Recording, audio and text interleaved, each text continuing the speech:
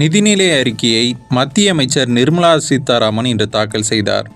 அதில் குறிப்பிடத்தக்க 10 அம்சங்களை இப்போது பார்க்கலாம். அறிக்கையில் வருமான வரி வரம்பு 12 லட்சமாக உயர்த்தப்பட்டுள்ளது. இதன் மூலமாக ஆண்டு வருமானம் 12 லட்சம் வரை உள்ளோர் வருமான வரி செலுத்த தேவையில்லை.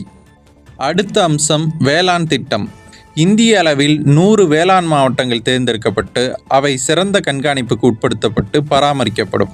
அடுத்த அம்சம் அதிக விளைச்சல் தரக்கூடிய விதைகள் புதிதாக உருவாக்கப்படும்.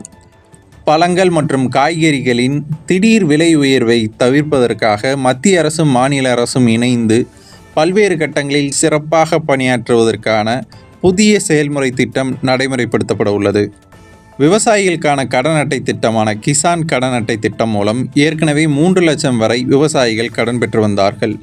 இனி 5 லட்சம் வரை அந்த அட்டையின் மூலம் கடன் பெறலாம்.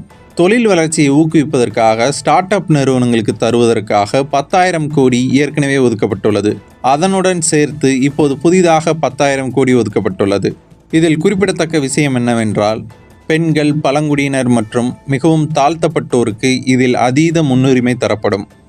இந்திய அளவில் ஒட்டுமொத்தமாக காலணி மற்றும் தோல் துறையில் அதிக கவனம் செலுத்தி 22 லட்சம் வேலைவாய்ப்புகளை புதிதாக உருவாக்கும் வகையில் பல்வேறு செயல் திட்டங்கள் நடைமுறைப்படுத்தப்பட உள்ளன.